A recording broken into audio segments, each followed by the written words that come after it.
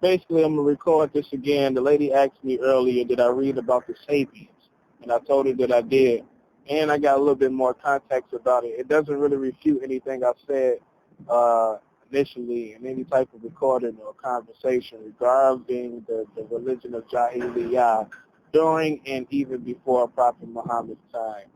Sabian is basically a synonym, but originally it goes back to the BCs, at least 10,000 years ago, up until, I want to say the 4th century BC.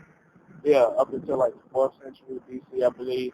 Anyway, it was a kingdom in Yemen, but in what's called Marib, and they had a city called Sanaya, actually. It was called Sanaya.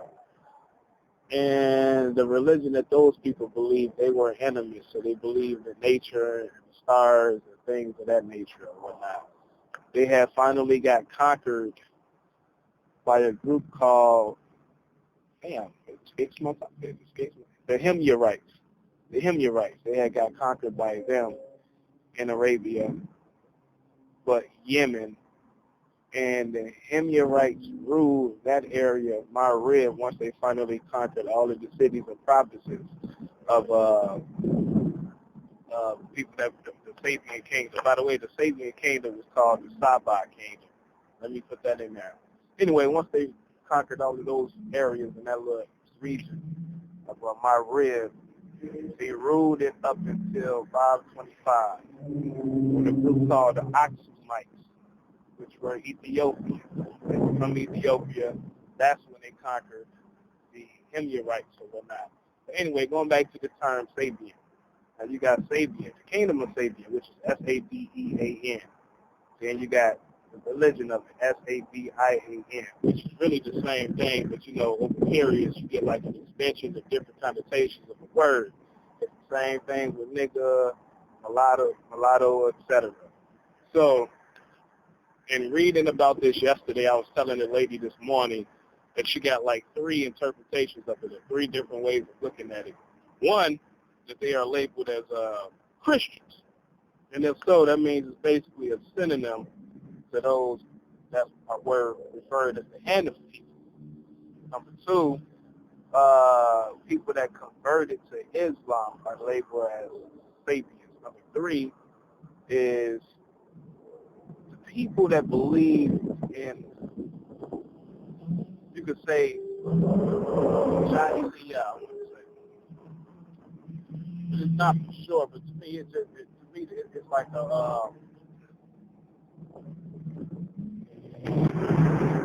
like damn, I forget how you put it. It's hard for me to put it in words.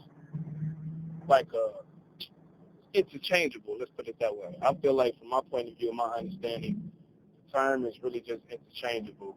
But one of the reasons I do believe that originally it was of a religious connotation is because in 1925 a symbol was made to represent Sabian. But the symbol has to do with astrology. You know what I mean? So that reflects animism in a sense, at least the ancient religion of it. So that's what the fuck I think. And as far as Aaron, that comes from the north.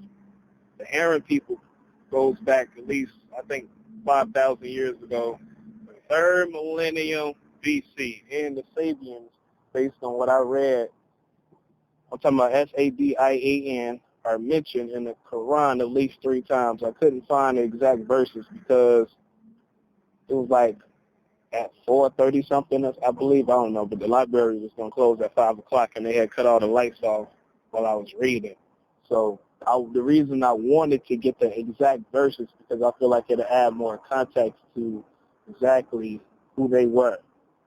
So, in thinking about it, for the most part, the Sabians are basically the ancestors of so many different tribes in Arabia, not just in Yemen, and I also do not think not just in Mecca. I believe they went to so many different places because Abu Bakr, his roots are traced back to the Al-As tribe.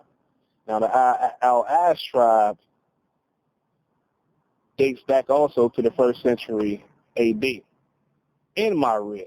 Now, a group of them had migrated north and expanded into Syria So you go all see, this is another example of word associations and being interchangeable, because those people from the Al-Iz tribe that migrated north at a certain point in time, you can also refer to them as Bedouins.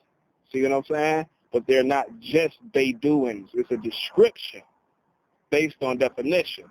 So they went to Syria, and during the 3rd century, and I want to say 220, I think, A.D. Yeah, about 222 A.D. That's where they established a city called Jabaya. Later on, those same people became the Ghassanids. See what I'm saying? So at one point you could say, okay, they're the Ghassanids. At one point you could say they were Bedouins, but at the same time you could say they trace some of their roots back to the Sabians.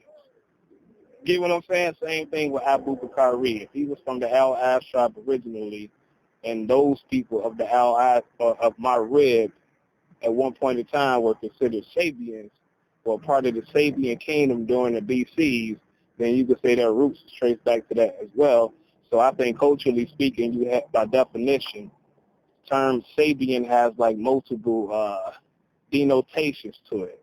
See what I'm saying? So you could be somebody that believed in Messianic religion or of the Hanif people within Quraysh, but you could also probably be referred to as Sabian. I think that's why there's a lot of controversy about it, and it's like 3 different ways of approaching it. It's kind of like, not necessarily a gray area, not necessarily a paradox, but it's just, like I say, it's like the word nigga, the word Negro, and the word niggas. Variations to it due to change in historical periods and what goes on. But you can trace it all back. That's how I look at it. It's kind of complicated. It's simple, but it's kind of hard to explain. But that's what the fuck that was. And again, I hold dear that originally, yes, not originally, but for the most part, they were animists, and those that were referred to as Hanif people who believed in Abraham, more than likely, they had a fusion of the cultural aspects in terms of religion with ancient Sabian people too. So you probably can refer to them as Sabians to an extent as well. That's what I believe. So that's my understanding on that so far. I think that's all I had to say earlier this morning. Let me make sure.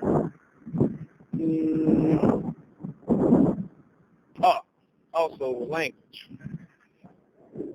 language. It probably has something to do with language too, because just like every other fucking language on the planet, you got like different dialects and variations. So if you had like a difference in dialect as far as Arabian language, say like in Mecca as opposed to Yemen, I think that probably plays a part too as well. So that's it so far. You know what I mean? I have to re-record this shit. And I'm gonna find a way to put it. I'm gonna put this little part on my phone too, so it don't get erased on this, or in case it does get erased on this one. Fuck it, I'm gonna go ahead and say something else too. For the 3rd time, I'm gonna reiterate. I really don't have to do this, but just for my mind, I'm gonna do it.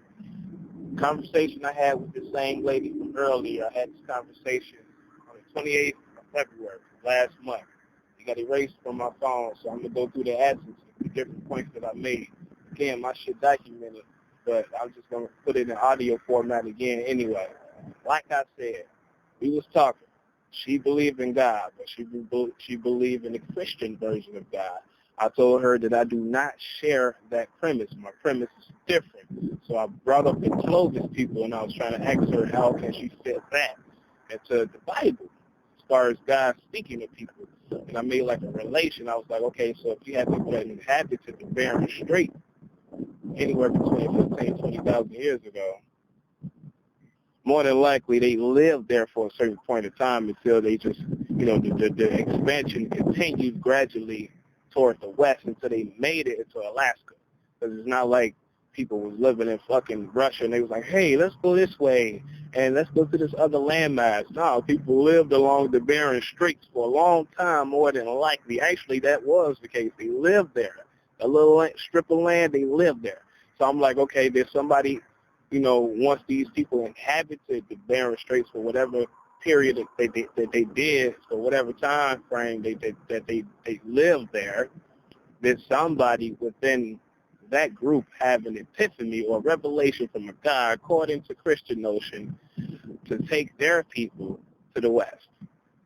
She didn't really give me an answer on that. But she did end up giving me her own theory. Now, this part I do appreciate it because it's different. You know what I mean? So I really didn't want to knock it down, but we was having a free-flowing conversation, so I just gave my opinion on it. But she said she basically considered Adam and Eve to be like a prototype human being. And as I mentioned in my second recording, basically like a neo-human being, where she used the term prototype. And she was basically saying that their intellect was greater than human beings that came before them. So I had a little issue with that. I'm like, that doesn't make sense. So I brought up 2 points to refute that. One was metaphysical and one was historical. The metaphysical point is I asked her, isn't it true that according to Christian notion, in terms of prayer, communication with God, that God can communicate and vice versa, not necessarily using language. And, she kind of seen where I was going with it, but she did fairly answer the question. And I was like, okay, so my whole point is that even if the people that came before Adam and Eve, as she put it, were not as smarter, they still can communicate with a higher power through prayer. So it doesn't make sense that God will only decide to communicate with these people that you label as prototypes. That's the first point. Okay, the second point, from a historical perspective, I brought up the fact that in Europe, you had signs, all right, of cognition and development, as far as little statues of people, little figurines, and wall engravings and all of this. That goes back as far as 30,000 years ago. Now, being that she was trying to make the point that Adam and Eve were in the Middle East, basically, she said the Tigris and Euphrates River, which is ancient Mesopotamia. I'm like, shit, if that's, you can't really, basically the point that I made is you can't really say that they are the prototype human being when you got signs of intelligence before them. And the oldest fucking terracotta figurine in Israel only goes back to 9,000 BC, which is a long time ago. That's 11,000 years ago. Yet, that's only 20,000 years after the fact when you make a comparison between those people who fashioned that and those in Europe. And I also said that they were people of color, just being honest about it. And that's only based on prior readings that I read as far as Christopher Columbus' description of the Native Americans.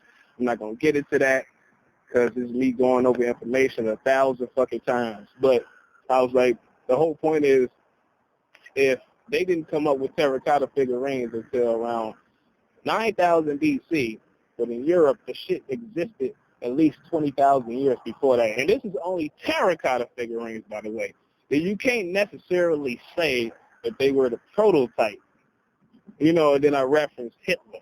Now, again, I was trying to make a larger point. I'm like, okay, what you're saying is true about these people prior to those of the Middle East not being as intellectually capable or intellectually advanced, then you're kind of in a subtle way making Hitler's point in a sense, because I'm not sure if Hitler really was going that far back, but I never read his book Mein Kampf, but it was a chapter in there called Race and Nation, and I listened to the audio version of it that's available on YouTube, and he basically was like, okay, people came from Europe, he called them Aryans. They came from Europe and went into the lands of the darker people and basically enlightened them. But he was also trying to say, like, why they shouldn't mix racially, because you get, like, an in-between that's superior to the inferior, then inferior to the superior. So I referenced that. Again, I'm not sure how far Hitler was going back because my theory is original. You know what I'm saying? I don't think it really has anything to do with what he said. Because this type of stuff that I mentioned, I had already studied this. You know what I'm saying? The documented all of this on my Facebook. But when I listened to the audio chapter, I was like, that's interesting. Because even the term Aryan, I disagree with, but I'm not going to go on a tangent. But that's basically what I brought up, okay? Then I went deeper than that in the midst of the conversation. I started talking about homohato burgesses, Neanderthals, only hominids I didn't really talk about was Australopithecus afarensis, Australopithecus africanus, etc. I only mentioned 3 main hominids, actually 4, because I did touch on Homo heidelbergensis, but that's what I thought about, and I was like, okay, you think about Homo erectus, they had to have been the first hominid to come up with clothing, because they started out in Africa, and based on anthropology, they were tall, all right? Because you got the Turkana boy that was found in Kenya. This is in East Africa. Well, some people really consider it, they say it's Central Africa, but I consider Kenya to be East Africa when I look at the map. Anyway, tall. The Turkana boy was 6'6", all right? 14 years old. It was a full fucking specimen, a skeleton. It wasn't just a mandible, you know what I'm saying? It wasn't just an arm, a limb, or anything like that. It was a full fucking specimen. 14 years old. So they were a tall hominid. And then Homo heidelbergensis was like 7 feet tall, an average, right? According to anthropology, this is the facts that they put out. So I was like, okay, if you make a comparison between Homo erectus and Neanderthals, it is a fact that Neanderthals are like 5'5" on average, bigger and more compacted and hairy, all right? And their skeletal structure was a lot thicker than Homo sapiens, and they were thicker than the skeletal structures of Homo erectus, just not as tall. So I'm like, okay, if they were hairy, and you go back to Homo erectus 2 million years ago, when they left Africa and they started to venture out, because you got specimens in the Middle East also, you got some in Europe, by the time they get to an area to where it gets colder, all right, before they expand into this cold environment, before they continue going north, somebody within this group, because I'm pretty sure it wasn't like 6 billion of them on the fucking planet. Come on, think for a second. I'm pretty sure somebody in this group came up with a way to layer their body in order to adapt to the cold, because they were slimmer or slim relative to Neanderthals. Now, if that is true, which I strongly believe it is, that's a sign of cognition right there. Can't nobody prove that these people had language or anything like that, because according to the size of the brain case, their fucking brains were a lot smaller. So it is assumed that they were not as smart. And even if that is the case, they still have some type of cognition going on, because in order to come up with clothing and then that gets spread throughout a group, form of communication has to take place for that. All right? That was my opinion. And then as far as, this whole thing about the prototype versus the retro, I was like, shit, what about the Mount Toba eruption that happened 75,000 years ago? Because I read a book called Cro-Magnon Man, by the way, so I know what I'm talking about. You know what I'm saying? I did my little cross-referencing, too. Now, I brought up the fact that not only have I just read about this Mount Toba eruption, but I came across some additional facts pertaining to it and the Guinness Book of World Records. I forget which volume it was, but I read it when I was in Springfield, Illinois. And supposedly, after this catastrophe occurred from this volcano in Indonesia, it was like 10,000 Homo sapiens left. They didn't say how many Neanderthals were left on the planet, but as far as Homo sapiens, only like 10,000. Another reference that I read, 18,000. Some people say 20,000. But whatever the fucking number is, it was a small number. Now, and thinking about that, if Homo sapiens, all right, and I really don't think it's too much of a difference between Homo sapien and Homo sapien sapien. But if Homo sapiens go back at least 160,000 years ago, right, after Homo heidelbergensis, by the time you get to 75,000 years ago, how much is that? That is about what, 85,000 years, right? Okay, so you got 85,000 years of evolution, then this catastrophe occurred. I feel like whatever knowledge that was accumulated up until that point, around 75,000 BC, was greatly fucking curtailed. That means you have to reaccumulate that knowledge. All right? So, again, this whole thing about the human prototype, I don't really agree with.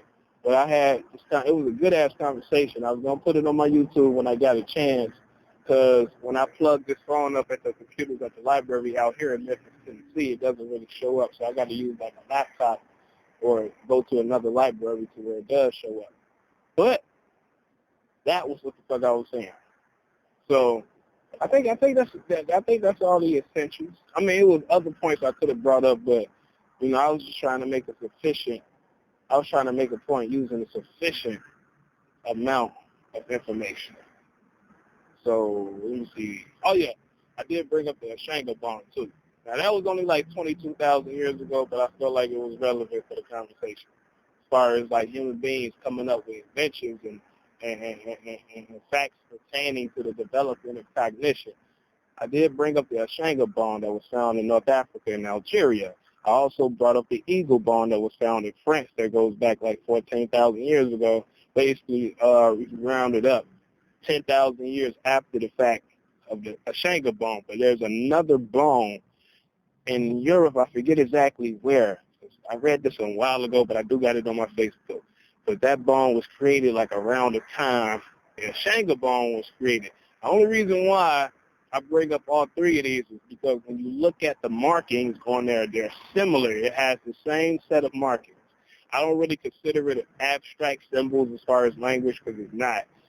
But it has like a similar set of markings on there, which also shows, you could say expansion in a sense, you know what I mean? You see, you got this Mediterranean that separates Southern Europe, at least Southwestern Europe, from North Africa. So that's interesting. And I was like, okay, I got a theory about that too, the Mediterranean. That's also on my page, but I didn't feel the need to go into that either. So I brought this shit up in the midst of that conversation, and this is all fucking original analysis.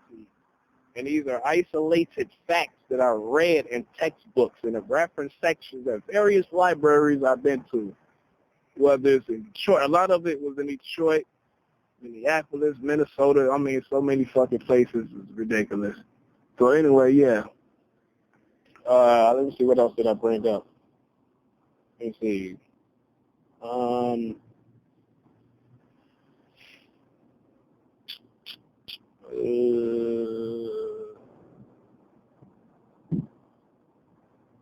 think that's it. I think that's it so far. As far as on that topic, yeah. So I don't think, Adam and Eve would be the prototype even if they existed. I just don't agree with that. So I will say that people in Europe, I'm talking about after white people evolved, I consider them to be proto-Indo-Europeans, all right? And the other Indo-European population of Western Asia are just like, it's more, they are legacies of an expansion that occurred before them. But I like to trace that expansion back. I always say 14,000 years ago, but when I think about the island of Cyprus, definitely, goddamn it, definitely, no earlier, I want to say, no earlier than 12,000 years ago. Because I think about the Astro-Criminal settlement and all of that, and then like certain, I'm going to leave it alone. Certain things I think about, I'm going to say certain artifacts that I think about. So no fucking earlier than no later than 12,000 years ago. So all those people that inhabited like when I look at the Middle Eastern population today, I strongly believe that they are the product of out of fucking miscegenation. I don't give a damn what nobody say. All right, same thing with the Joman culture, as far as like pottery and things like that. My theory is that being that they were the first people to come up with pottery, that means cultural interaction and expansion occurred. You know what I mean? Because even during the time where you had like how I want to put it, like, let's go to Spain, for instance. 5,000 years ago, Spain had no pottery. And when I say pottery, I'm talking about, like, pots. I'm not talking about just figurines, because figurines are also considered part of pottery as well. So, I got a lot of fucking theories out there, but, like, I really didn't want to bring up these points because that's really tailored to one specific type of blog for the future. It really doesn't have anything to do with what I've been working on lately. But it was a good conversation, and I ain't gonna lie. When she said chimpanzees and shit like that, they hunt with sticks.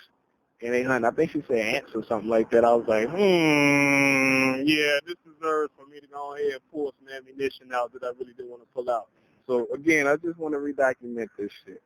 Today is March the 4th, 2017. And, again, for anybody that's listening, you could keep on trying to erase my shit all day, but guess what?